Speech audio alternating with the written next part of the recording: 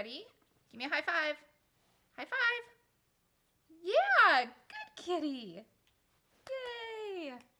All right, so today we are going to be reading Chapter 2 of The Tart of Darkness by Denise Swanson. Now remember, go over to Courtney's channel to read Chapter 1, and just like normal for the Cozy Escape Club, we will be having the book discussion at the end of the month, which is the last Wednesday of every month at 7 o'clock Central Standard Time.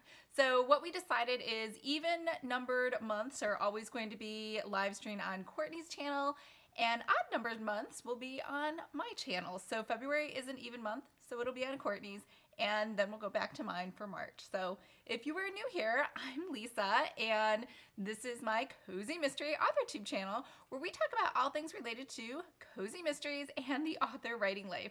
So if this sounds like you or something you might be interested in, make sure to hit the subscribe button below. I post new videos every Monday, and I do extra videos for Cozy Escape and just randomly. So make sure to hit the bell so you get notifications when new videos go live. So this is my writing space and my reading space, and Lucky is going to join us today. I usually have a nice hot brewing cup of tea, but he likes to knock those over. Actually, he's really good about maneuvering things, but if he thinks like there might be food in something, he's giving me a high five because he thinks he's gonna get a treat. He will definitely 100% just knock anything out of his way to get to a treat, and for some reason he thinks there's always treats in my teacup. Anyways, if the camera spontaneously falls, that's because he is climbing around behind there looking for TREATs. Right? All right, ready? So here we go, Chapter 2. Now, Chapter 2 jumps ahead, and it says 6 months later.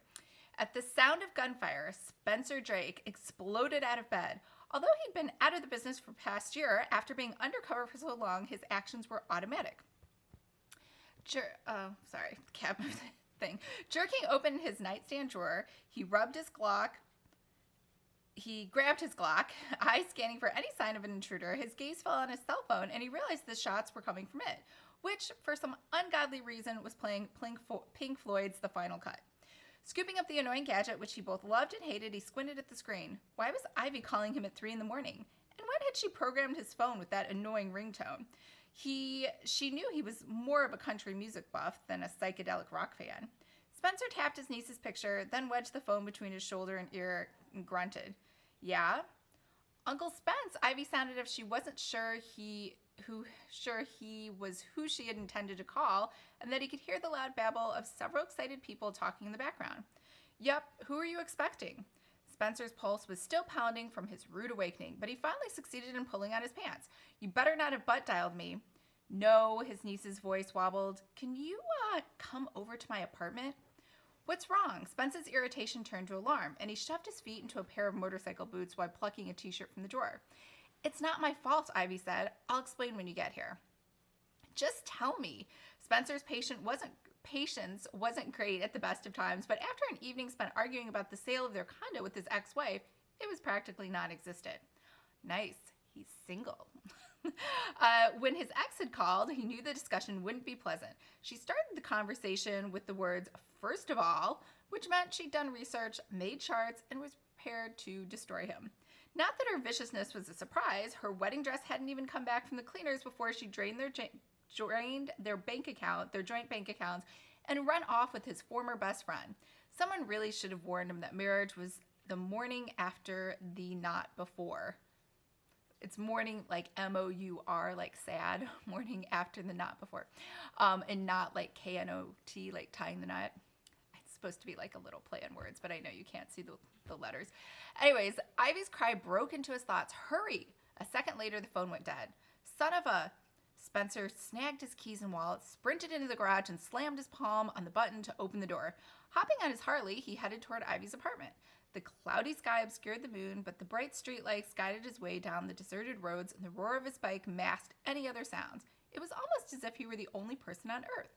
Although spring had officially arrived more than a week ago, the temperature hovered in the 40s, and Spencer kicked himself for forgetting to grab his jacket. He wasn't used to being shocked awake in the middle of the night anymore, and his brain was still half asleep. He made the drive in a record 3 minutes and hurried to the building's only elevator.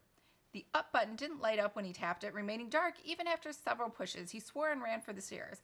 Ivy lived on the 5th floor, and he was panting by the time he burst into the hallway. The sickly sweet stench of pot, stale beer, and idiocy surrounded him, and his scalp prickled. The smell of idiocy. I don't know what that smells like. Skidding to a stop, he rubbed his eyes. In the bright fluorescent light of the hallway, several college boys were lined up against the wall. The only things between them and an indecent exposure charge were the NU baseball caps covering their crotches. How the hats were staying in place, he didn't want to know. Against the opposite wall stood 4 young women, including Ivy, who had tears streaming down her cheeks and was wringing her hands. Mercifully, the girls were fully clothed because Spencer could do without seeing his niece naked. All right. Lucky, totally knocked everything down. Okay, trying again. Spencer noticed that the corridor was littered with empty cans of discarded clothing. Closing his eyes, he counted to 20. 10 was not enough in this situation. When he felt calmer, Spencer opened his lids and spotted a 50-something woman striding toward him. Her face was nearly purple, and the lines around her mouth were dug in deeper than the furrows in a freshly plowed field. Meeting her halfway, Spencer identified himself as Ivy's uncle, then asked, "What's going on?" "Your niece and her roommate's party has gotten out of hand." The woman used the sharp edge of her voice like a chisel. "Unlike those gigantic complexes that use management companies, I run a respectable apartment building." "Of course you do," Spencer pasted a pleasant expression on his face. "That's why my brother and his wife allowed Ivy to live here." Turning to his niece, he said, "Your parents told you that you had 3 rules when they agreed to let you move out of the dorms: no drinking, drugs, or hooking up in your apartment."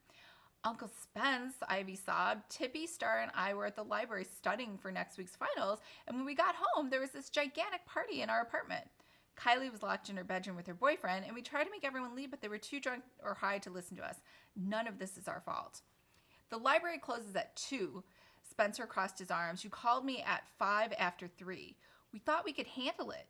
Ivy scuffed the toe of her sneaker on the brown carpet, sliding a glance at Tippy, whose guilty expression revealed exactly who had been behind that idea. "Then when those guys tore off their clothes and started having dick races down the hall, I knocked on my friend Danny's door for help." Haven't seen that word in a cozy mystery. "But I forgot she'd moved away. Remember I told you about the house she inherited?" "Uh-huh." Spencer held on to his patience with a firm hand. If he'd learned anything about dealing with his niece, it was that she'd get to the point only after she told the whole story. So, with Danny gone, Ivy sniffed back a tear. Although Spencer had never met the woman, Ivy had been telling him about her neighbor, Danielle Sloan, for the past 8 months. Remember, we had fast-forwarded 6 months for this particular chapter. At first, he thought she was a college student like his niece, but then he realized that Danny had to be close to 30. He'd wondered about their friendship, but Ivy had said that Danny was the big sister she never had, and that she supplied Ivy and her roommates with baked goods and nourishing meals. In his mind, Spencer pictured her as the supporting character in a movie, someone who played the star's best friend. Anyway, with Danny gone, Ivy sniffed again and glanced at her friends. Spencer noticed that they stepped backwards. Before we could decide what to do, Mrs. Edwards came running down the hall and threatened to call the police. From the safety of the wall, Tippy muttered, "And she stopped the elevator so no one could leave." Although a couple of years older than Ivy, Tippy looked about 12. When Spencer first met her, he thought she resembled a tiny dark-haired pixie, but he'd quickly learned that she was often the instigator when his niece and her friends got into any mischief. "Probably a good thing." Spencer glared at the punks. "I doubt that bunch should be allowed to go anywhere on their own." Turning to the apartment manager, he said, "Mrs. Edwards, if my niece and her roommates agree to shampoo the hall carpet, pay for any damages, and put a deposit down against any future problems, can we pass on involving the police?" "Well," Mrs. Edwards looked Spencer over and licked her glossed lips. Spencer briefly wondered if the landlady slept in her makeup, then refocused when she clasped his hand to her chest and said, "That's creepy. I suppose I could do a personal favor and not call the cops." She turned toward the girls. "No matter what, I'm terminating your lease and you have to be out of the building by Sunday." That's odd. I mean, if she was coming on to Spencer that hard, you'd think she'd want his niece to stay there, and then she'd force him to come over and visit like once a week or something, where she could like go on dates with him or something. Ivy gasped, "But that's only 5 days from now, and we have finals starting on Monday." Mrs. Edwards smirked. "I guess you should have thought of that before you violated the morals clause in your lease. I've never heard of a morals clause, although I never lived off campus. So I went to school at St. Mary's, which is an all-women's Catholic college, liberal arts college, and it's right across the street from Notre Dame. It's like their sister school. And Notre Dame has also a ton of dorms, but they had women, but they had no co-ed dorms. Like that would be so unheard of there. But what was my point? Oh, so we never lived off campus. Only 5% of the population at Notre Dame and St. Mary's ever move off campus because everyone loves being on campus. Like it's fun. All your friends are there. I don't know. No one had the desire to move off campus because on campus is more fun anyway. So we don't have I know some town, I'm in San Diego right now and everybody lives off campus. Like nobody really lives in the dorms. I think they force you to live in the dorms your first 6 months of college. And then from what I hear, everyone is dying to get out of the dorms and move somewhere else.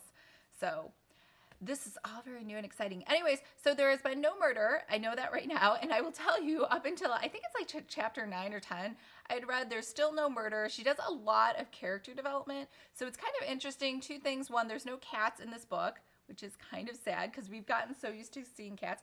Lucky's over here. He's crouched over here. So you can have Lucky here. What are you doing? Did you fall asleep?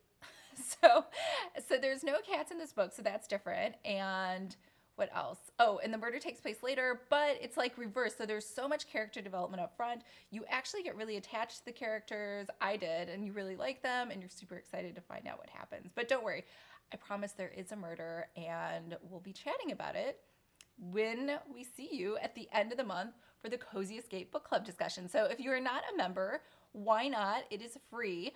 There's a link below, and it's once you join, you're in, and then you'll be on the mailing list, and then you can join the Facebook group. Courtney helps man the Twitter. I shouldn't say she helps man. She mans the Twitter account. I help sometimes by posting in there. And yeah, so we hope to see you in there, and I hope everyone's having a fabulous Sunday. I will be spending the rest of the day downtown. My friend Camila has a live event. I don't know why I can't talk. I think it's because I've been at that event all day today from 10 to 6. And so, yeah, I don't even know if I could hack going back to corporate America because that was just a regular 8-hour day and I'm exhausted from that. Anyways, I will stop babbling on and remember to go watch chapter 1 over on Courtney's channel if you haven't already, and then register for the Cozy Escape Club. All right, bye.